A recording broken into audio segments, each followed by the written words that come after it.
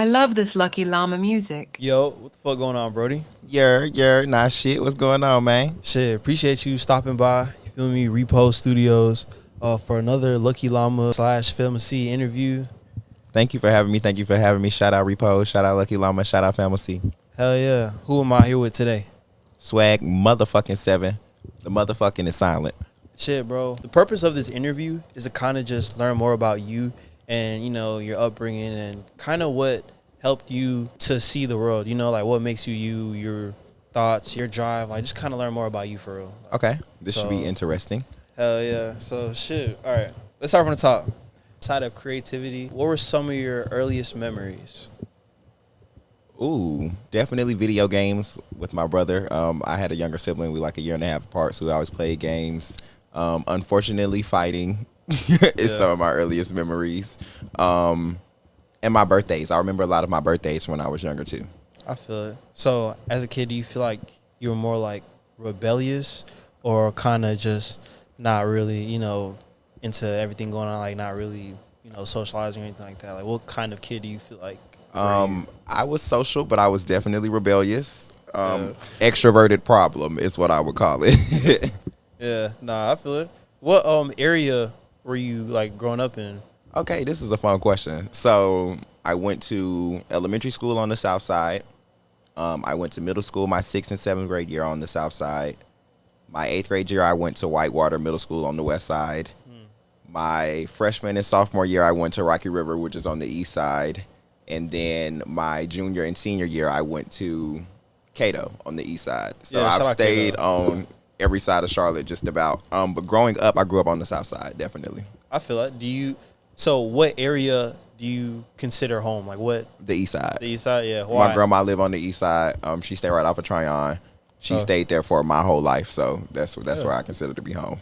Hell yeah. So in the house, like, were you encouraged to be creative? Like, were your people like happy that you were making music or, you know, messing with arts or anything like that? Or was your home life not really supportive? When I was like 11, 12, I told my dad and them that I wanted to sing in the choir because they were big in the church. My grandma was dating a pastor. So I was like, I want to sing in the choir. And my dad was like, boys don't sing in the choir. And then shortly thereafter that, I played basketball, football, baseball, flag football.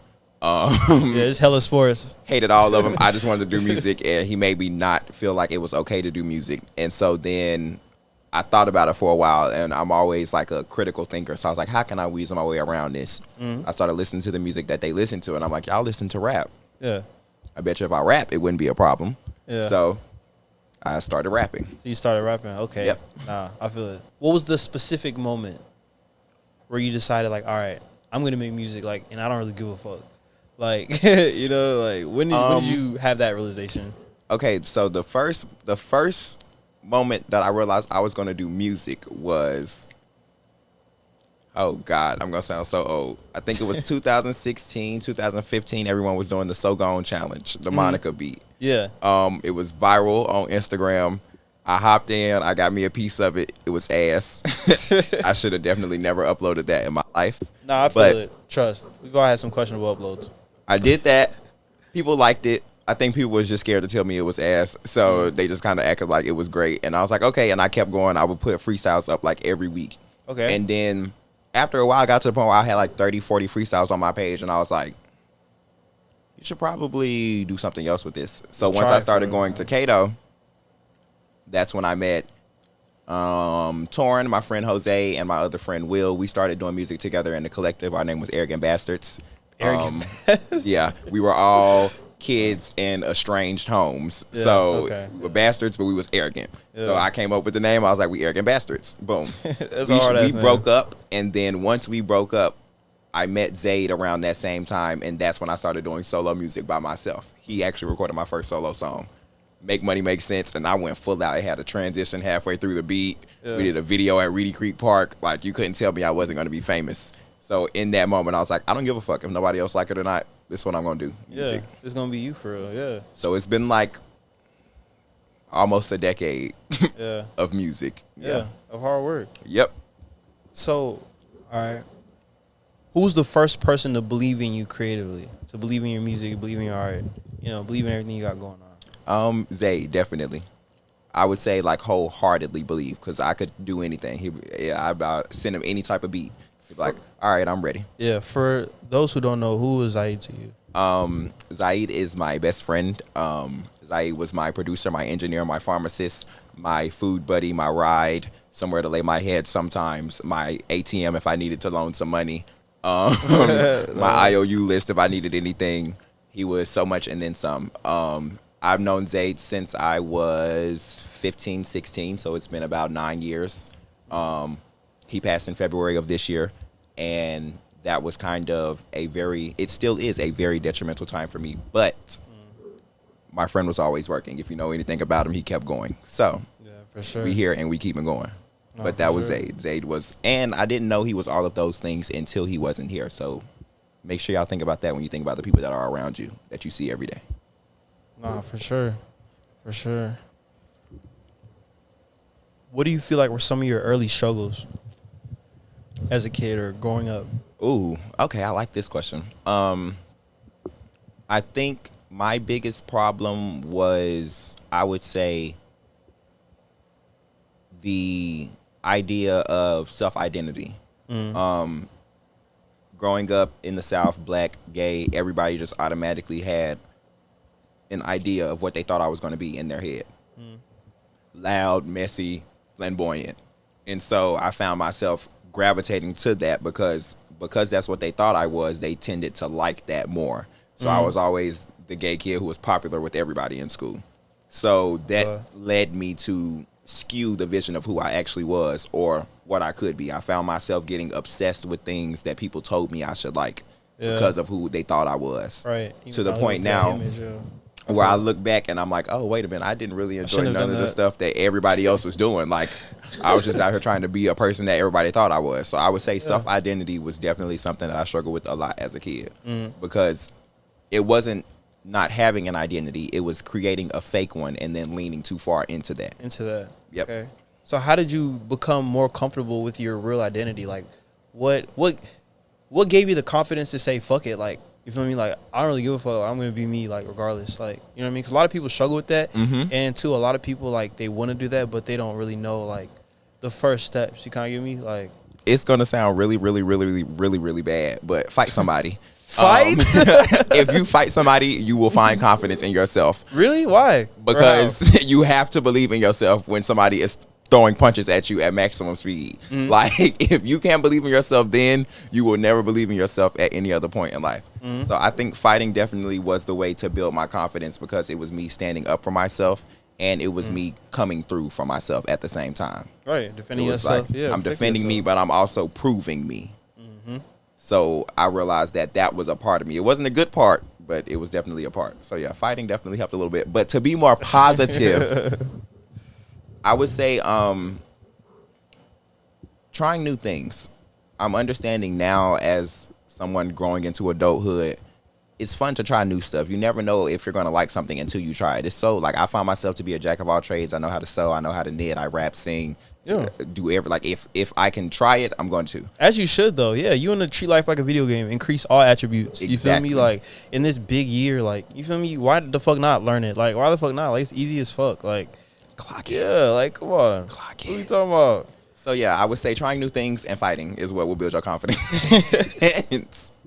All right, about to throw a curveball. Okay. What is something that you believed about yourself back then that turned out to be wrong? Oh, damn. Yeah. These is good questions. Yeah, Y'all better come appreciate get it, y'all yeah. one of these. Yeah, you feel me now? It's the Come interview on. with Lucky Llama. Yes, sir. The fuck going on? I need this one llama thing- sound. No cap. Lucky Llama. Bad. No, that's a sheep. Is it a sheep? Oh, weak as fuck. Okay. Fuck. What was the question? No, you good. You good. Come on. What is something that you believed about yourself back then that turned out to be wrong? Ooh. Yeah. Okay. You know, like, we all grow and change. So just being open to change, all that shit. Like, yeah. I think I figured out that I'm not always right. When I was that child who built up that false personality with this aggressive confidence, I found that, damn, I forgot what I just said. No, you good. Oh, you Damn. we edited it so you. What the hell did I say? One thing. Oh, that I'm not always right. Okay, yeah. I figured out that I'm not always right. Because I feel like when I had a skewed confidence and the personality that I kind of portray myself to be, I tended to make myself always be right. Everybody was wrong. I was always the victim. That way, it was easier to be combative. It was easier to be defensive and offensive as well. So I kind of played myself into a corner. And there's going to be a time in life where you do something and you're not right. Right, and not only that, you're going to have to face the fact that you're not right.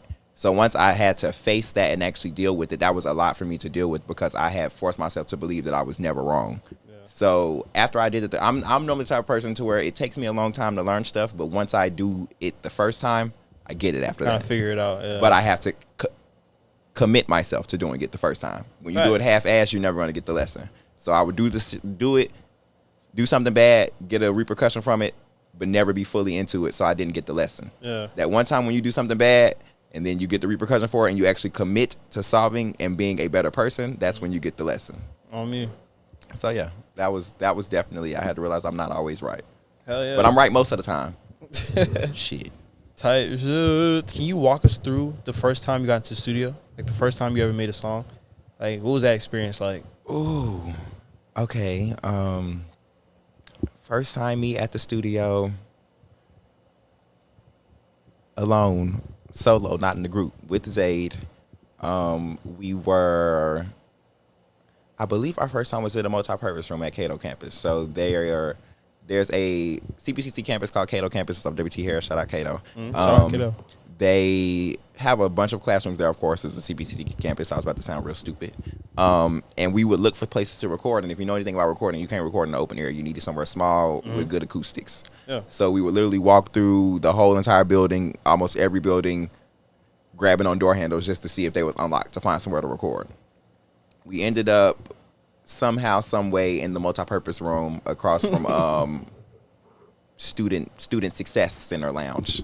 Shout out Mr. Mahata. Found out that's my cousin too a couple years after this, by the way. Crazy story. What the fuck? Yeah, one of my counselors from high school ended up being related to me. Didn't know until after I graduated. Damn. So me and Zay asked Mr. Mahata, we was like, can we use the multipurpose room because all the classrooms is unlocked. We can't get into none. He was like, yeah, you're fine. Go ahead. So he literally let us in there. We recorded. I have video footage of it. He has his computer hooked up to the little like speaking stand. And it's really a projector whiteboard, and he has Logic or GarageBand. I think it was GarageBand at this time. It might have been Logic. Pulled up on the projector screen. Wow, that's and crazy. I'm at the table, like next to him, one of the little classroom tables, sitting there with the mic, and we just recorded. That's hard as fuck. It was ridiculous. Like, and we did it at least 15, 20 more times in various different classrooms. But it kind of set a standard for us that, like, no matter where we was, what excuse you wanted to make, you can record something. Yeah. Because I was supposed to be in class. Nah, I feel it. There's always a way. Exactly. Literally, like, in this big year, 2025, like, all this opportunity we got, I don't know. I think sometimes people just get complacent. Exactly. You know what I mean? Or they just don't understand what we got for real, you know, because we experience it every day. So, but I can completely agree with that. And I never understood complacency because I wasn't afforded that luxury. I had to always get better, do better, be better. Is there anything that you regret? Ooh, damn, that's a good question. There are a lot of things that I regret. One thing that I specifically regret is filtering who I am sometimes when I interact with people. Because I've had a few friendships to where I shifted the person that I was when I first met them to make us be cool and become friends. And then somehow along the way, I ended up having to show who I actually was deep down, like the real authentic me. And they took that and turned it and said, oh, you were being fake. Fake the whole time. And I'm like, no, I was just being somebody that you would like. The real me is never fake. It's the real me. So, but to have somebody call you fake and all you were doing was being authentic, it kind of took a toll on my mental because I was thinking about how I interact with all my friends. I'm like, well, damn, am I fake? Is that being fake? Yeah, no, you kind of reflect, yeah. It's like code switching, but with all of your friends. Each of my friends is a different person, so I'm not going to be the same person with every single one of y'all. Yeah, no, I feel that. But I also learned to show people who you truly are while meeting them where they at. That way they can't get it confused when you like me randomly cussed him out one day. Yeah, because they know it's just Sev. It's just Sev. Like he don't mean nothing by it. I promise you, y'all. I'm not that aggressive. I'm just gonna cuss you out. It's like your mama. Like she gonna hit you when she need to, but other than that, I'm weak. She just yell. No, I feel it. So, all right, like, is there anything that you feel like people misunderstand about you? Ooh, I feel like this is gonna sound crazy. I feel like a lot of times in an instance, if we were talking like Powerpuff Girls, I think a lot of people think that I'm Blossom, just aggressive and ready to fight and on go. And I'm like, no, I'm more like, no. A lot of people think that I'm Buttercup, green one, Buttercup, green. She ready to fight. She on go. She was always whooping ass. I can be like that, but most of the time I'm Blossom, red. I'm the leader. I like to be cool, chill. If it comes to that about my sisters, I'm gonna get like that about my sisters. But other than that, I'm just a nice, chill guy. Like we chilling. And I think a lot of times people like get this conception of me because of things that they hear or interactions that they see me having with certain people. And like, oh, Sev's aggressive. Oh, Sev will get like, no, I'm not. I'm actually a really nice person. I actually will smoke you up, take you to have a great time, buy you some food, bring you to my house. You can sleep over on my floor. Like, yeah, nah. I say I fuck with you heavy. Like, you feel me? Just from our interactions, like outside, like, yeah, I say you cool as fuck. Now, if you rub me the wrong way, I'm gonna rub you the wrong way. But other than that, we don't have no problem. So yeah, I feel like a lot of times, like I get like this big bad wolf moniker, and it's like, no, I'm actually just a cat. Yeah, I be chilling. Yeah, literally, I'm the exact same way, bro. What part of yourself do you feel like you're going to grow into next, or like what do you feel like is next for Sev? Like where is Sev? Not just you. Well, you yes, but also the brand. You know, like where is this going, gang?